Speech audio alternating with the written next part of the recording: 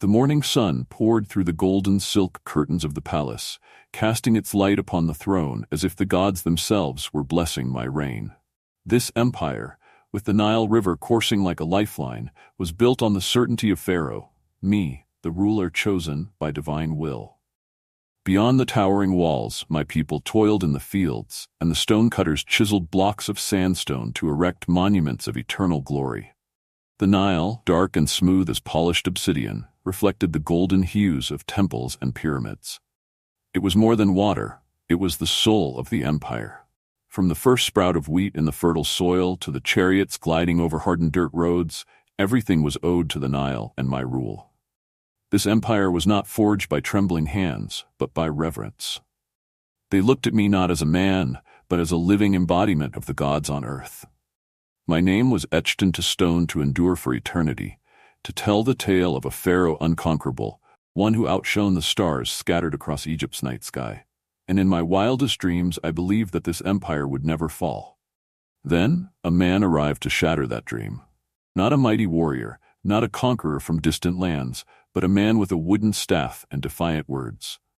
Moses, his name was like a dull blade scraping against my pride. Who was Moses to stand before me? And more importantly, who was this God he spoke of, the one I was to obey? He stood there, a solitary figure in the vast hall of the palace, where sunlight streamed through high, gilded windows. Moses, a man I once dismissed as nothing more than a grain of sand in the desert, now dared to hold his head high before Pharaoh. He did not bow, nor did he tremble like the others. His eyes, burning like embers, met mine, not with the defiance of a warrior, but with the unwavering conviction of someone who believed he held the truth in his grasp. Moses had no golden scepter and no army at his back. All he carried was a rough wooden staff and the words of a God I could neither see nor understand. "Let my people go." His voice cut through the still air, neither arrogant nor fearful, but laden with a weight that silenced the room. I, who had heard countless petitions, pleas, and hollow praises, paused for a brief moment. But only a moment. I laughed. "Who is this God of yours that I should obey him?" He did not answer immediately. He stood firm, as if the answer was self-evident, though it was incomprehensible to me. How could I, Pharaoh, the living vessel of divine power, submit to a God I could not see, touch, or command? I studied Moses again. His robe was frayed, his sandals worn and dust-covered. He looked like an exile, a man who had survived the wilderness with nothing but his faith. Yet that faith, which refused to break, now stood as a thorn in my pride. This man, Moses, was a threat unlike any I had faced. He wielded no sword and led no soldiers, yet every word he spoke cut deeper than any blade. And I did not yet know that this was only the beginning. The Nile, the lifeblood of Egypt, our sacred river, betrayed us. It began with a faint crimson hue, like a trick of the light at dusk. But as the moments passed, the color deepened, spreading across the river's surface until the waters ran thick and red, as though the earth itself had begun to bleed. Fish floated to the surface, lifeless, their silvery scales marred by the unnatural color. The once refreshing scent of the river turned foul, filling the air with the sickly stench of decay. At first, I refused to believe what my eyes saw. This could not be. The Nile was sacred, the giver of life, and it had never failed us. I summoned my priests, demanding answers, but their faces betrayed their confusion. They muttered about natural phenomena and cosmic alignments, their voices trembling under the weight of my glare. Their words were hollow, offering no comfort. The people gathered at the riverbanks, murmuring in growing panic. Their cries reached the walls of my palace, a low hum of despair that I tried to block out. This is no more than a trick, I told myself, a fleeting illusion. I would not, could not, attribute this to the God of Moses. A God I could not see, could not touch, could not summon. No, this was nothing but chance. But chance could not explain the smell that lingered even within my chambers, the foul scent of the dead fish that seemed to seep into the very stone of the palace. The Nile, the river that had always been a symbol of my power, now carried the stench of rot, a mockery of my rule.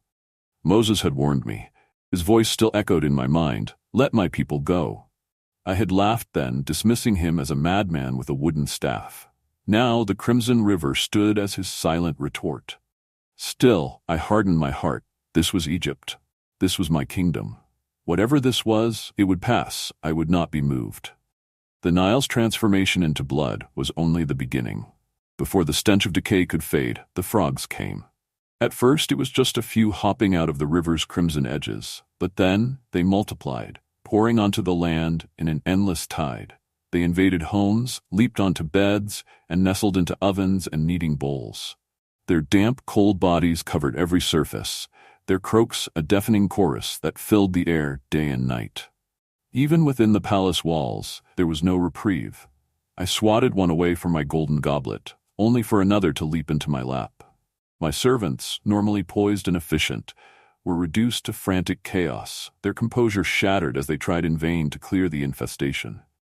The people outside fared no better. Their fields were alive with the writhing, leaping bodies, and their complaints grew louder, reaching my ears like an incessant hum. And then, as if summoned by the frog's retreat, came the gnats. Tiny and relentless, they swarmed the air like a living cloud. They clung to skin, hair, and clothing, biting and stinging until even the mightiest warriors swatted at the air in desperation. My priests, their dignity already eroded by the failure to explain the Nile's transformation, stood helpless, their robes dusted with the tiny creatures. It was as though the very air of Egypt had turned against us, but the worst had not yet come. The flies arrived, blackening the skies in such numbers that it seemed the sun itself had been eclipsed. Their buzzing was maddening, a ceaseless drone that filled every corner of the land. They crept into every crack and crevice, contaminating food, tormenting livestock, and driving the people to the brink of hysteria. My advisors pleaded with me, their voices trembling as they begged for action. "This cannot go on," they said, their faces pale with fear. I listened, but refused to act. How could I yield? Moses, with his wooden staff and unseen God, dared to challenge me, Pharaoh, the living vessel of the gods. To bow to him would be to shatter the image of my divinity, to unravel the very fabric of my rule. I would not allow it. Yet, as the cries of my people grew louder, as the buzzing of the flies filled even the sanctuary of my throne room, a flicker of doubt crept into my mind.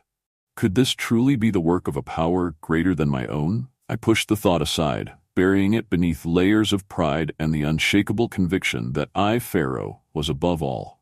The plagues, however, would not be silenced, and deep within, though I would never admit it, I began to wonder how much more Egypt could endure. The fields of Egypt, once golden with grain and teeming with life, now lay barren and silent. A sickness spread through the livestock, unseen yet merciless, striking down cattle, sheep, and camels alike. Their bodies, once symbols of abundance, now littered the pastures like discarded relics of a forgotten age. I stood at the edge of one such field, the stench of death heavy in the air, watching as farmers wept over their fallen herds. Their livelihoods, their future, lay lifeless before them. The cries of my people grew louder, their despair rippling through the villages like a mournful song. They whispered among themselves, their words carrying to the palace walls. "This is the work of Moses' God," they said, their voices trembling with fear. But I refused to listen. This was my land, my people, my rule. What God could challenge the power of Pharaoh? As the sickness claimed more and more, the grain markets faltered, and the cities began to feel the strain. Bread, once plentiful, became scarce, and the mood in the streets darkened. My advisors, pale and anxious, approached me with their warnings. "Pharaoh," they pleaded, "we must act. The people are suffering. Let them go." Their words grated against my ears, their cowardice an affront to my pride. I dismissed them with a wave of my hand. This was a trial, nothing more, a storm to be weathered. But then came the boils. Red, angry welts erupted on the skin of the people, festering and oozing in the heat of the sun. The priests, once the symbols of divine connection, now writhed in pain, their incantations faltering as the affliction spread to them. Even I, Pharaoh, the untouchable, felt the sting of the boils as they marred my flesh. My golden robes clung uncomfortably to my body, a reminder that even I was not immune. The palace became a place of muted agony, the once grand halls echoing with the groans of the afflicted. My servants moved slowly, their faces contorted with pain as they carried out their duties. The air was thick with the smell of herbs and salves, desperate remedies that offered no relief. My advisors grew silent, their earlier courage swallowed by their own suffering. And still, I refused to bend. This was a test, I told myself, a challenge to my strength. To yield was to show weakness, and weakness had no place in the heart of a pharaoh. I would not yield to Moses, nor his God. Egypt had withstood the Nile's betrayal and the plagues of frogs and flies. We would withstand this as well. But even as I hardened my heart, I could not ignore the weight of the suffering around me. The land groaned under the weight of these curses, the air heavy with the unspoken question, how much more could we endure? The skies darkened over Egypt, not with the usual soft shade of dusk, but with a thick, foreboding gray. The air grew heavy, charged with an energy that prickled the skin.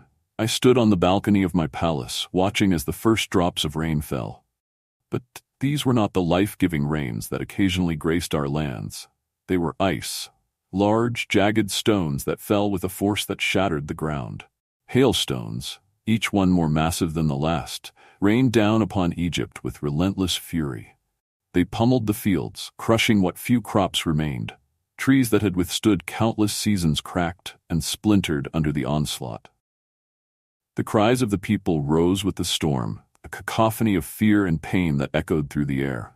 Roofs collapsed, livestock were struck down, and the land itself seemed to recoil under the wrath of this storm. Within the palace, the storm's roar was deafening. The walls shook with each strike of ice, and servants scurried to secure what they could. My advisors came to me again, their faces pale, their words trembling with urgency. "Pharaoh, this must end," they implored. "Let them go before there is nothing left of Egypt." But I could not, would not yield. To do so would be to admit that I, Pharaoh, chosen by the gods, was powerless. My pride was a fortress, and I clung to it even as the storm attacked its walls. Moses' words haunted me, echoing in the spaces between the thunderclaps. "Let my people go, or worse will come." Each time he had spoken, I had dismissed him and mocked him. Yet now, as the storm raged, a sliver of doubt wormed its way into my mind. Could this truly be the work of his God? Was there a force greater than the will of Pharaoh? I shook the thought away. To entertain it was to allow cracks in the foundation of my rule. I turned from the storm, retreating into the dim corridors of my palace, the sound of hail still pounding against the walls. My resolve was unshaken, at least that was what I told myself. But in the quiet of the night, as the storm finally subsided, I lay awake, haunted by the devastation I had seen. The morning light revealed a broken Egypt. The fields were destroyed, the trees bare, and the land scarred by the storm's wrath. And yet, I hardened my heart once more. Pharaoh does not yield. Pharaoh does not bow. But as I summoned Moses again, I felt the weight of a question I dared not ask aloud. How much longer could I defy the inevitable? Each plague struck like the toll of a relentless bell, yet I refused to kneel. My advisors, their faces pale and drawn, begged me to relent. "Let them go," they whispered, fear in their eyes. Even the commoners, once silent and obedient, raised their voices in despair. But their cries, like the buzzing flies that had plagued us, became background noise to my unyielding pride. Moses returned again, his presence a shadow that loomed larger with each visit. He stood before me, his words measured and calm, his gaze unwavering. "Let my people go," he repeated, as though the refrain had become a ritual. He spoke not with anger, but with the certainty of a man who knew the will of a power greater than any pharaoh. And yet his calm only fueled my fury. Who was he to command me? I was Pharaoh, the living vessel of the gods, the ruler of the two lands, the eternal presence that bound Egypt together. To yield to him, to his God, was to admit weakness, a word that had no place in my vocabulary. The plagues had taken their toll. The Nile no longer sang with the flow of life, but whispered of death. The fields, once fertile, were barren. Even the sacred animals that symbolized our gods lay lifeless, their forms rotting under the unrelenting sun. My people looked to me for deliverance, and still I stood firm. Moses' voice cut through the silence. "Your heart is hard, Pharaoh, but it will be broken." The words stung, but I masked my discomfort with a sneer. I dismissed him with a wave of my hand, a gesture that felt hollow even as I made it. Inside, something stirred, a whisper of doubt, a shadow of fear, but I buried it deep, beneath layers of pride and the weight of tradition. To falter now was to betray everything I had built, everything I represented. Pharaoh does not bow. Pharaoh does not yield. And so I hardened my heart once more, not knowing that this defiance would be my undoing. When I gave the command to release the Israelites, it was not an act of defeat, but a calculated move. I watched as they departed, their faces lifted toward freedom, their voices lifted in hymns of deliverance. But within me, a storm brewed. To let them go without punishment, without retribution, was an affront to my pride and power. As the dust of their exodus settled, I summoned my generals. The clatter of chariots filled the air as Egypt's finest soldiers gathered, their armor gleaming under the sun. We would not let them escape. The Israelites had struck at the heart of my authority, and I would see them crushed beneath the wheels of my chariots. My wrath burned hotter than the sands of the desert as we set out in pursuit, the might of Egypt roaring behind me. The trail they left was unmistakable, thousands of footprints etched into the earth, a path of defiance leading to the edge of the Red Sea. There they were, trapped between the expanse of water and the blades of my army. I allowed myself a grim smile. Their escape was a futile dream. The sea was their prison, and I was their executioner. I raised my hand to signal the advance, but then something unimaginable occurred. Moses, the man I had dismissed as a mere shepherd, stepped forward. He raised his staff, and the impossible unfolded before us. The waters began to part. At first it was a subtle ripple, as though the sea itself hesitated to obey. But then, with a great surge, the waters rose into towering walls on either side, revealing a pathway carved through the depths. My men faltered, their eyes wide with disbelief. Whispers of fear spread through the ranks. "It is their God," some murmured, their voices trembling. But I would not be swayed. "Forward," I bellowed, my voice cutting through their doubt. We were Egypt, the greatest empire the world had ever known. No god, seen or unseen, could stand against us.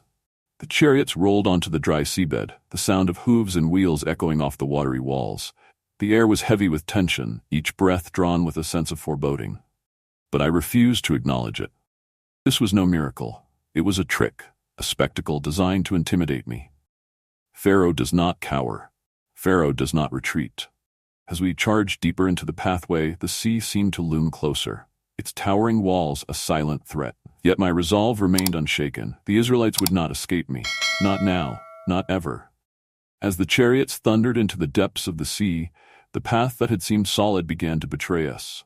The ground beneath the wheels softened, turning to thick mud that clung and dragged, slowing our once mighty advance.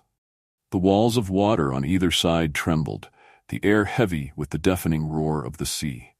My men shouted, their voices tinged with panic as the sound of the waves grew louder, angrier, as though the waters themselves were alive. The first chariot faltered, its wheels sinking deep into the treacherous mud. Then another, and another. Soldiers cried out, their horses rearing in terror. Yet I pressed onward, urging my men to move. To retreat was unthinkable. To retreat was to admit defeat. Pharaoh does not retreat, but the sea had other plans. With a sound like the roar of 1,000 lions, the walls of water collapsed, surging inward with a force that no man, no chariot, no empire could withstand. The pathway, once a promise of conquest, became a death trap. The waves consumed everything, the chariots, the horses, the soldiers. Their cries were swallowed by the fury of the sea. I turned, desperate, as the waters surged around me. My chariot buckled beneath the force, the horses screaming as they were swept away. In that moment, time seemed to slow. I saw my army, my proud, invincible army, reduced to chaos, their strength no match for the wrath of the sea. And then, as the waters closed over me, I understood. It was not the might of Moses or the Israelites that had defeated me. It was not even their God, though his power was undeniable. It was my own arrogance, my refusal to see what had been before me all along. I, Pharaoh, who had believed myself divine, had been brought low by the weight of my pride. As the sea claimed me, I saw not the glory of Egypt, but its fragility. The monuments I had built, the power I had wielded, they were nothing but sand before the tide. And as the darkness took me, I knew the truth. Pharaoh does not retreat, but Pharaoh had been undone. Pride whispers sweet lies into the hearts of men. It tells us that we are invincible, that the walls we build will never crumble, and that the power we hold is eternal. I believed those lies. I let them take root in my soul until they became my truth. But pride is a cruel master. It builds us up only to watch us fall, laughing as we tumble from the heights we once claimed as our own. I, Pharaoh, believed myself a god. My name was etched into stone, my image cast in gold. The Nile flowed at my command, and my people bowed at my feet. Yet it was not the strength of an army or the cunning of an enemy that undid me. It was my own stubbornness, my refusal to yield, my pride that blinded me to the power that stood against me. The plagues were not just a punishment, they were a warning, a chance to change course. But I saw them as challenges, affronts to my authority. Each time Moses stood before me, speaking the words of his God, I dismissed him. I hardened my heart against his warnings, against the cries of my people, against the growing evidence that my power was not absolute. Even as the Nile turned to blood, as the locusts devoured the crops, as the hail shattered the roofs of my city, I stood firm, not out of strength but out of fear. To admit the truth, that I was not the master of my fate, was more terrifying than any plague. And so I clung to my pride, even as it dragged me and my kingdom into ruin. Pride is not just the downfall of kings. It is the downfall of anyone who refuses to see the truth before them, who clings to illusions of control when the world around them screams otherwise. I am Pharaoh, but my story is not unique. Look to your own life and you will find the same whispers of pride, the same lies that threaten to undo you. Will you listen to them, as I did, or will you find the strength to let them go? Pride is a seed planted deep, its roots winding silently into the soil of the soul. It whispers promises of power, invulnerability, and permanence. But like the monuments of ancient Egypt, even the tallest structures built on pride will crumble when the ground beneath them shifts. Consider the leaders of today, those who cling to outdated ideals in the face of inevitable change. A CEO who refuses to adapt to a shifting market is convinced that tradition will always triumph. A politician who clutches to control, blind to the growing unrest of the people they govern. Or perhaps it is a friend who will not apologize, who would rather lose a cherished relationship than admit they were wrong. Each one of them, like Pharaoh, is trapped in the walls of their own making. The consequences may not come as plagues or collapsing seas, but they come nonetheless. Markets collapse, trust erodes, bridges burn. The world moves forward, leaving behind those who refuse to bend.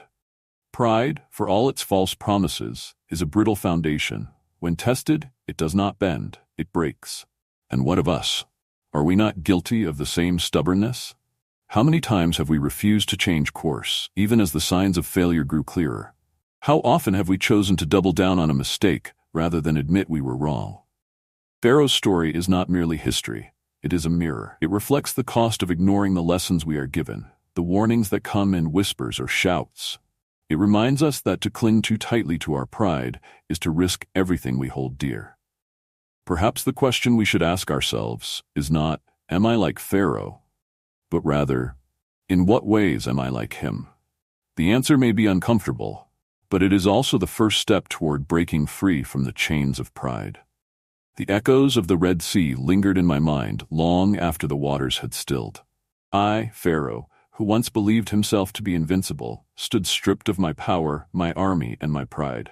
The monuments of my reign, carved with proclamations of my divinity, seemed hollow now, their grandeur a mockery of my defeat. For generations, my name would be remembered, not as a ruler of unmatched power, but as the Pharaoh who defied a force far greater than himself and lost everything. I had thought myself a god among men, but in the end, I was nothing more than a man blinded by his arrogance, unwilling to see the truth even as it stared back at him through the eyes of Moses. The lesson was simple, yet it came at a cost so profound that its weight will echo through eternity. Pride is a fragile shield. It whispers lies of strength, but when tested, it shatters, leaving only the raw, unrelenting truth behind. My pride led me to believe that to yield was to break, that to bend was to fail. But I see now that in refusing to bend, I sealed my own destruction. To those who hear my story, take heed. The path of pride is an alluring one, paved with the illusion of control and power, but its end is desolation. Learn from my fall, and when faced with the choice to harden your heart or to let go, choose humility.